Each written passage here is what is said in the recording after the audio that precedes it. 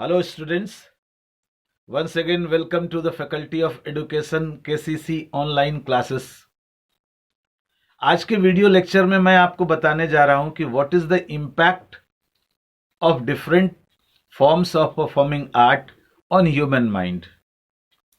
मानव मस्तिष्क पर कला का क्या प्रभाव है। ठीक है, इससे पहले हम लोगों ने जाना कि ईपीसी क्या है, drama and art in education क्या है। इन सभी चीजों को आप डीपली समझ गए। अब जो जितने डिफरेंट फॉर्म्स ऑफ आर्ट हैं उसका ह्यूमन माइंड पर इंपैक्ट क्या है, कैसा इंपैक्ट होता है। तो हम सभी जानते हैं कि हमारे माइंड के दो हिस्से हैं, एक राइट ब्रेन और एक लेफ्ट ब्रेन। एक ब्रेन में मैसेज स्टोर होता है, वो दूसरे ब्रेन को ट्रांसमिट करता है और फिर हम उस हिसाब से रिएक्ट करते हैं। हमारे ब्रेन में मैसेजेस स्टोर कैसे होते हैं? तो हमारे सामने होने वाली जितनी घटनाएं हैं जिसे हम देख सकते हैं या सुन सकते हैं या देख और सुन दोनों सकते हैं, उन सभी घटनाओं से हमारे अंदर एक विशेष प्रकार की तरंग उत्पन्न होती है और वही तरंगे एक भावना के रूप में, एक सोच के रूप में हमारे मन मस्तिष्क में जमा होती है और इस तरह से उसका प्रभाव हमारे मन मस्तिष्क पर पड़ता है। आर्ट के विषय में भी आप जानते हैं कि आप आर्ट के जो डिफरेंट फॉर्म्स हैं, किसी को आप सिर्फ देख सकते हैं जैसे विजुअल आर्ट है, किसी को आप सिर्फ सुन सकते हैं, किसी को आप देख और सुन दोनों सकते हैं। तो जब कला का कोई भी रूप, कला का कोई भी स्वरूप किसी भी माध्यम से, चाहे देखने के माध्यम से, सुनने के माध्यम से या देखने और सुनने दोनों के माध्यम से हमारे मस्तिष्क तक पहुंचता है, तो हमारे मस्तिष्क में वो स्टोर होता है और उससे एक भावना उत्पन्न होती है और वही भावना एक प्रभाव के रूप में हमारे मन मस्तिष्क पर आकर रहती है। जब भी आप देखिएगा, आप किसी घटना को देखते हैं या सुनते हैं तो उसका कोई ना कोई प्रभाव आपके मन मस्तिष्क पर पड़ता ही है, चाहे वो प्रभाव अच्छा हो चाहे वो प्रभाव बुरा हो।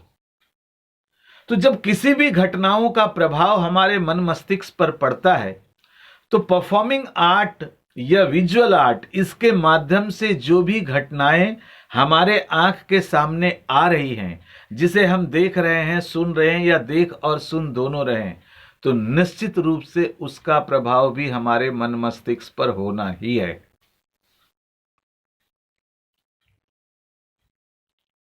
अब सवाल है कि यह प्रभाव या तो अच्छा होगा या बुरा होगा, लाभप्रद होगा या हानिकारक होगा।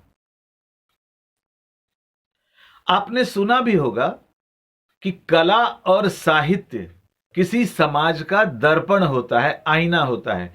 उस समाज के बारे में जानना है, समझना है, तो आप वहां के कला और साहित्य को पढ़ें और समझें तो आपको मालूम हो जाएगा कि उस समय का समाज कैसा था।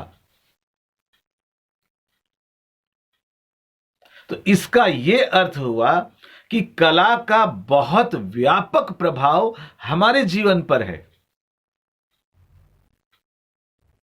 कला समाज को एक नई दिशा देने वाला भी हो सकता है और समाज को विनाश की तरफ ले जाने वाला भी हो सकता है। कला का जैसा स्वरूप किसी व्यक्ति के सामने आएगा, उसके मन मस्तिष्क पर तुरंत उसी प्रकार के प्रभाव पड़ेंगे।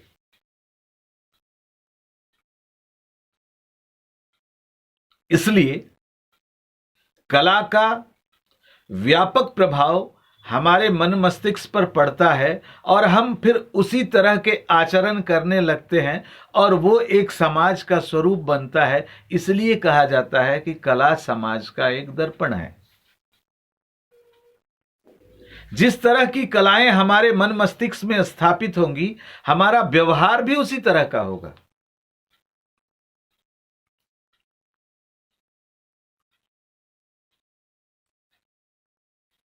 अब आप समझे कि कला का क्या व्यापक प्रभाव है, क्या विस्तृत इंपैक्ट है। कला के जिस स्वरूप को आप देखेंगे, सुनेंगे या दोनों स्थिति में करेंगे, आपका मन मस्तिष्क उसी तरह से कार्यरत हो जाएगा। उदाहरण स्वरूप, आप वीर रस की कोई फिल्म देखें, कोई देशभक्ति फिल्म देखें, आप देखेंगे तुरंत आपके मन मस्तिष्क पर देश भावना की एक व्यापक देश भावना का एक व्यापक प्रभाव पड़ता है। आपके मन में देशभक्ति की भावना जागने लगती है। आपको लगता है कि आपको भी अपने देश के लिए कुछ करना चाहिए, कुछ करना चाहिए। आप कोई विरह भाव की फिल्म देखें, कोई सैड मूड की फिल्म देखें जिसमें समाज की दुर्दशा दिखाई गई है या कोई भयानक घटना दिखाई गई है, आप कितना जल्दी इमोशनली उस घटना से अटैच होते हैं और उसका प्रभाव आपके मन मस्तिष्क पर पड़ने लगता है और आप निरंतर उसके बारे में सोचने लगते हैं। आप कोई आनंददायक संगीत सुनिए, आप कोई रिदमिक म्यूजिक सुनिए, जैसे ही रिदम आपके अंदर आएगा उसका प्रभाव प्रारंभ हो जाता है।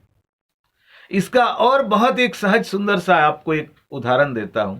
एक 4 साल 5 साल का बच्चा जिसे संगीत की बहुत अधिक जानकारी नहीं है, और जब वो किसी तरह की म्यूजिक सुनता है, कोई संगीत सुनता है और उसके हाथ पैर ऐसे थिरकने लगते हैं, इसका क्या अर्थ है? अर्थ ये साफ है कि वो संगीत उसके मन मस्तिष्क पर प्रभाव डाल रहा है और उसे एक आनंद की अनुभूति हो रही है और उस आनंद की अनुभूति में वो झूम रहा है। आप किसी पार्टी में जाते हैं, डांस करते हैं, वहां के संगीत सुन के, म्यूजिक सुन के झूमते हैं, एक आनंद की अनुभूति होती है और आप अपने आप को उसमें खो देना चाहते हैं। ये क्या है? ये कला का मन मस्तिष्क पर प्रभाव है। वहीं अगर कला का कोई विभत्स रूप, कोई ऐसा रूप जो समाज के लिए हानिकारक है, वो भी आप अगर धारण करते हैं तो आपकी सोच भी गंदी होने लगती है और आप भी गंदी सोच में उतर जाते हैं। आप सोचते होंगे कि क्या ऐसा भी होता है? तो आप गौर करें कि फिल्मों में गानों के माध्यम से दिखाई जाने वाली अश्लीलता जब आप तक परोसी जाती है तो आपका मन मस्तिष्क भी उस तरफ दौड़ने लगता है और आप भी उस अश्लीलता में संलिप्त हो जाते हैं।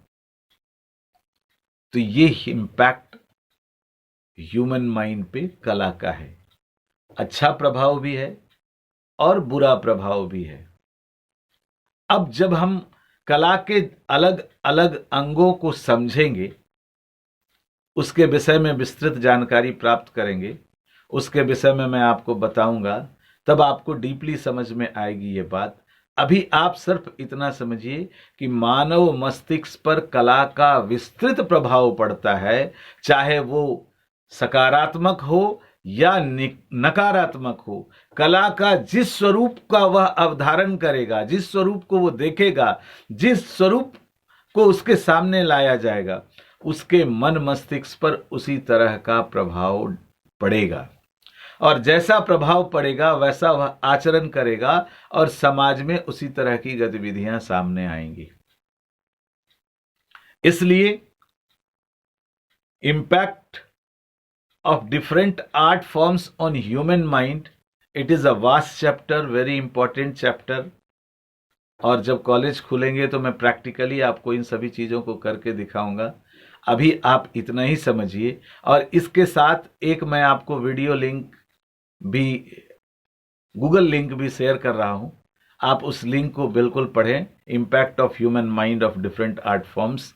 उसमें बहुत अच्छे ढंग से, विस्तृत ढंग से इसके बारे में बताया गया है, शरीर के किन किन अंगों पर किस किस तरह का प्रभाव होता है डिफरेंट आर्ट फॉर्म्स का।